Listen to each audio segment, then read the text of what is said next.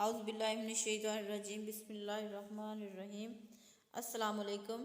مکہ میں ابو سفیان بہت بے چین تھا، آج کچھ ہونے والا ہے۔ وہ بڑبڑایا، اس کی نظر آسمان کی طرف بار بار اٹھ رہی تھی۔ اس کی بیوی ہندہ، جس نے حضرت امیر حمزہ رضی اللہ تعالیٰ عنہ کا کلیجہ چبایا تھا، اس کی پریشانی دیکھ کر اس کے پاس آ گئی تھی۔ کیا بات ہے؟ کیوں پریشان ہو؟ ہوں؟ ابو سفیان چونکا۔ کچھ نہیں، طبیعت گھبرا رہی ہے، میں ذرا گھوم کر آتا ہوں۔ وہ یہ کہہ کر گھر کے بیرونی دروازے سے باہر نکل گیا۔ مکہ کی گلیوں میں سے گھومتے گھومتے وہ اس کی حد تک پہنچ گیا۔ اچانک اس کی نظر شہر سے باہر ایک وسیع میدان پر پڑی۔ ہزاروں مشعلیں روشن تھیں، لوگوں کی چہل پہل ان کی روشنی میں نظر آ رہی تھی، اور بنبناہٹ کی آواز تھی جیسے سینکڑوں لوگ دھیمی آواز میں کچھ پڑھ رہے ہوں۔ اس کا دل دھک سے رہ گیا۔ اس نے فیصلہ کیا کہ وہ قریب جا کر دیکھے گا کہ یہ کون لوگ ہیں۔ اتنا تو وہ سمجھ ہی چکا تھا کہ مکہ کے لوگ تو غافلوں کی نیند سو رہے ہیں، اور یہ لشکر یقیناً مکہ پر چڑھائی کے لیے ہی آیا ہے۔ وہ جاننا چاہتا تھا کہ یہ کون ہیں۔ وہ آہستہ آہستہ اوٹ لیتا اس لشکر کے قریب پہنچ گیا۔ کچھ لوگوں کو اس نے پہچان لیا تھا، یہ اس کے اپنے ہی لوگ تھے جو مسلمان ہو چکے تھے اور مدینہ ہجرت کر چکے تھے۔ اس کا دل ڈوب رہا تھا۔ وہ سمجھ گیا تھا کہ یہ لشکر مسلمانوں کا ہے، اور یقیناً محمد صلی اللہ علیہ وآلہ وسلم اپنے جانصاروں کے ساتھ مکہ آ پہنچے تھے۔ وہ چھپ کر حالات کا جائزہ لے ہی رہا تھا کہ عقب سے کسی نے اس کی گردن پر تلوار رکھ دی۔ اس کا اوپر کا سانس اوپر اور نیچے کا سانس نیچے رہ گیا۔ لشکر کے پہرے داروں نے اسے پکڑ لیا تھا، اور اب اسے بارگاہ محمد صلی اللہ علیہ وآلہ وسلم میں لے جا رہے تھے۔ اس کا ایک ایک قدم کئی من کا ہو چکا تھا۔ ہر قدم پر اسے اپنے کرتوت یاد آ رہے تھے۔ جنگ بدر، احد، خندق، خیبر سب اس کی نظروں کے سامنے ناچ رہی تھیں۔ اسے یاد آ رہا تھا کہ اس نے کیسے سرداران مکہ کو اکٹھا کیا تھا محمد صلی اللہ علیہ وآلہ وسلم کو قتل کرنے کے لیے، کیسے نجاشی کے دربار میں جا کر تقریر کی تھی، یہ مسلمان ہمارے غلام اور باغی ہیں، ان کو ہمیں واپس دو۔ کیسے اس کی بیوی ہندہ نے امیر حمزہ کو اپنے غلام حبشی کے ذریعے شہید کروا کر ان کا سینہ چاک کر کے ان کا کلیجہ نکال کر چبایا، اور ناک اور کان کاٹ کر گلے میں ہار بنا کر ڈالے تھے، اور اب اسے اسی محمد صلی اللہ علیہ وآلہ وسلم کے سامنے پیش کیا جا رہا تھا۔ اسے یقین تھا کہ اس کی روایات کے مطابق اس جیسے دہشت گرد کو فوراً تعطیق کر دیا جائے گا۔ ادھر بارگاہ رحمت للعالمین صلی اللہ علیہ وآلہ وسلم میں اصحاب رضی اللہ تعالیٰ عنہ جمع تھے، اور صبح کے اقدامات کے بارے میں مشاورت چل رہی تھی کہ کسی نے آ کر ابو سفیان کی گرفتاری کی خبر دے دی۔ اللہ اکبر! خیمہ میں نعرہ تکبیر بلند ہوا۔ ابو سفیان کی گرفتاری ایک بہت بڑی خبر اور کامیابی تھی۔ خیمہ میں موجود عمر ابن خطاب اٹھ کر کھڑے ہوئے اور تلوار کو میان سے نکال کر انتہائی جوش کی عالم میں بولے، اس بدبخت کو قتل کر دینا چاہیے۔ شروع سے سارے فساد کی جڑ یہی رہا ہے۔ چہرہ مبارک رحمت للعالمین صلی اللہ علیہ وآلہ وسلم پر تبسم نمودار ہوا، اور ان کی دلوں میں اترتی ہوئی آواز گونجی، بیٹھ جاؤ عمر، اسے آنے دو۔ عمر ابن خطاب آنکھوں میں غیظ و غضب لیے حکم رسول صلی اللہ علیہ وآلہ وسلم کی اطاعت میں بیٹھ تو گئے، لیکن ان کے چہرے کی سرخی بتا رہی تھی کہ ان کا بس چلتا تو ابو سفیان کے ٹکڑے کر ڈالتے۔ اتنے میں پہرے داروں نے بارگاہ رسالت صلی اللہ علیہ وآلہ وسلم میں حاضر ہونے کی اجازت چاہی۔ اجازت ملنے پر ابو سفیان کو رحمت للعالمین کے سامنے اس حال میں پیش کیا گیا کہ اس کے ہاتھ اس کے عمامے سے اس کی پشت پر بندھے ہوئے تھے۔ چہرے کی رنگت پیلی پڑ چکی تھی، اور اس کی آنکھوں میں موت کے سائے لہرا رہے تھے۔ لبہائے رسالت مآب صلی اللہ علیہ وآلہ وسلم واہ ہوئے، اور اصحاب رضی اللہ تعالیٰ عنہ نے ایک عجیب جملہ سنا، اس کے ہاتھ کھول دو اور اس کو پانی پلاؤ، بیٹھ جاؤ ابو سفیان۔ ابو سفیان ہارے ہوئے جواری کی طرح گرنے کے انداز میں خیمے کے فرش پر بچھے قلین پر بیٹھ گیا۔ پانی پی کر اس کو کچھ حوصلہ ہوا تو نظر اٹھا کر خیمے میں موجود لوگوں کی طرف دیکھا۔ عمر ابن خطاب کی آنکھیں غصے سے سرخ تھیں۔ ابو بکر ابن قحافہ کی آنکھوں میں اس کے لیے افسوس کا تاثر تھا۔ عثمان بن عفان کے چہرے پر عزیز داری کی ہمدردی اور افسوس کا ملا جلا تاثر تھا۔ علی علی ابن ابو طالب کا چہرہ سپاٹ تھا۔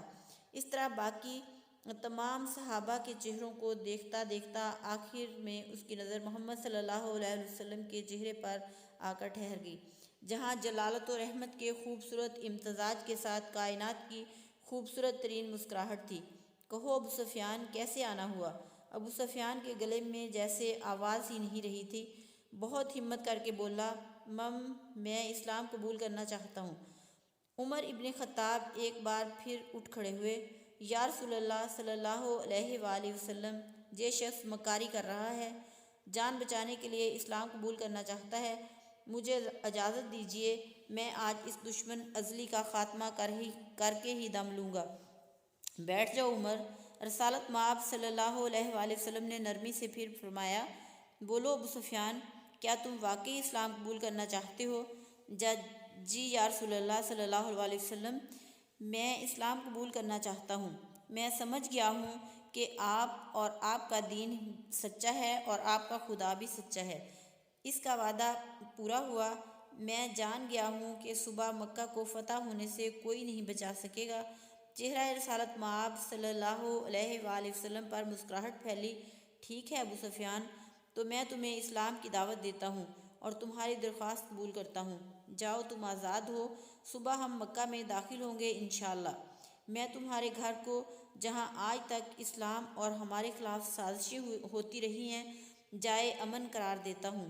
جو تمہارے گھر میں پناہ لے لے گا وہ محفوظ رہے گا۔ ابو سفیان کی آنکھیں حیرت سے پھٹتی جا رہی تھیں۔ اور مکہ والوں سے کہنا، جو بیت اللہ میں داخل ہو گیا اس کو امان ہے، جو اپنی کسی عبادت گاہ میں چلا گیا اس کو امان ہے، یہاں تک کہ جو اپنے گھروں میں بیٹھ رہا اس کو امان ہے۔ جاؤ ابو سفیان، جاؤ اور جا کر صبح ہماری آمد کا انتظار کرو، اور کہنا مکہ والوں سے کہ ہماری کوئی تلوار میان سے باہر نہیں ہوگی، ہمارا کوئی تیر ترکش سے باہر نہیں ہوگا، ہمارا کوئی نیزہ کسی کی طرف سیدھا نہیں ہوگا، جب تک کہ کوئی ہمارے ساتھ لڑنا نہ چاہے۔ ابو سفیان نے حیرت سے محمد صلی اللہ علیہ وآلہ وسلم کی طرف دیکھا اور کانپتے ہوئے ہونٹوں سے بولنا شروع کیا، اشہد ان لا الہ الا اللہ و اشہد ان محمدً عبدہ و رسولہ۔ سب سے پہلے عمر ابن خطاب آگے بڑھے اور ابو سفیان کو گلے سے لگایا۔ مرحبا اے ابو سفیان، اب سے تم ہمارے دینی بھائی ہو گئے۔ تمہاری جان مال ہمارے اوپر ویسے ہی حرام ہو گیا جیسے کہ ہر مسلمان کا دوسرے پر حرام ہے۔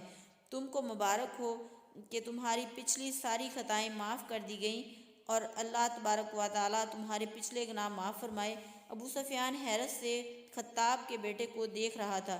یہ وہی تھا کہ چند لمحے پہلے جس کی آنکھوں میں اس کے لیے شدید نفرت اور غصہ تھا اور جو اس کی جان لینا چاہتا تھا، اب وہی اس کو گلے سے لگا کر بھائی بول رہا تھا۔ یہ کیسا دین ہے؟ یہ کیسے لوگ ہیں؟ سب سے گلے مل کر اور رسول اللہ صلی اللہ علیہ وآلہ وسلم کے ہاتھوں پر بوسہ دے کر ابو سفیان خیمہ سے باہر نکل گیا۔ وہ دہشت گرد ابو سفیان کہ جس کے شر سے مسلمان آج تک تنگ تھے، انہی کے درمیان سے سلامتی سے گزرتا ہوا جا رہا تھا۔ یہاں سے گزرتا اس اسلامی لشکر کا ہر فرد، ہر جنگجو، ہر سپاہی جو تھوڑی دیر پہلے اس کی جان کے دشمن تھے، اب آگے بڑھ بڑھ کر اس سے مصافحہ کر رہے تھے، اسے مبارکباد دے رہے تھے، خوش آمدید کہہ رہے تھے۔ اگلے دن مکہ شہر کی حد پر جو لوگ کھڑے تھے، ان میں سب سے نمایاں ابو سفیان تھا۔ مسلمانوں کا لشکر مکہ میں داخل ہو چکا تھا۔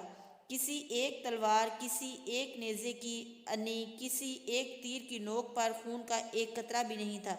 لشکر اسلام کو ہدایات مل چکی تھیں، کسی کے گھر میں داخل مت ہونا، کسی کی عبادت گاہ کو نقصان مت پہنچانا، کسی کا پیچھا مت کرنا، عورتوں اور بچوں پر ہاتھ نہ اٹھانا، کسی کا مال نہ لوٹنا۔ بلال حبشی آگے آگے اعلان کرتا جا رہا تھا، مکہ والو، رسول خدا صلی اللہ علیہ وآلہ وسلم کی طرف سے آج تم سب کے لیے عام معافی کا اعلان ہے۔ کسی سے اس کے سابقہ اعمال کی بات پرس نہیں کی جائے گی۔ جو اسلام قبول کرنا چاہے وہ کر سکتا ہے، جو نہ کرنا چاہے وہ اپنے سابقہ دین پر رہ سکتا ہے۔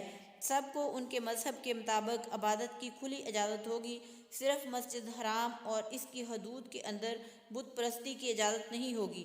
کسی کا ذریعہ معاش چھینا نہیں جائے گا، کسی کو اس کی عرضی جائیداد سے محروم نہیں کیا جائے گا۔ غیر مسلموں کے جان و مال کی حفاظت مسلمان کریں گے۔ اے مکہ کے لوگوں، ہندا اپنے گھر کے دروازے پر کھڑی لشکر اسلام کو گزرتے دیکھ رہی تھی۔ اس کا دل گواہی نہیں دے رہا تھا کہ حضرت حمزہ کا قتل اس کو معاف کر دیا جائے گا، لیکن ابو سفیان نے تو رات یہی کہا تھا کہ اسلام قبول کر لو، سب غلطیاں معاف ہو جائیں گی۔ مکہ فتح ہو چکا تھا، بنا ظلم و تشدد، بنا خون بہائے، بنا تیر و تلوار چلائے، لوگ جوق در جوق اس آفاقی مذہب کو اختیار کرنے اور اللہ کی توحید اور رسول صلی اللہ علیہ وآلہ وسلم کی رسالت کا اقرار کرنے مسجد حرام کے صحن میں جمع ہو رہے تھے، اور تبھی مکہ والوں نے دیکھا اس ہجوم میں ہندا بھی شامل تھی۔ یہ ہوا کرتا ہے اسلام، یہ تھی اس کی تعلیمات، یہ سکھایا تھا میرے رسول صلی اللہ علیہ وآلہ وسلم کی پیاری ذات نے۔ سبحان اللہ۔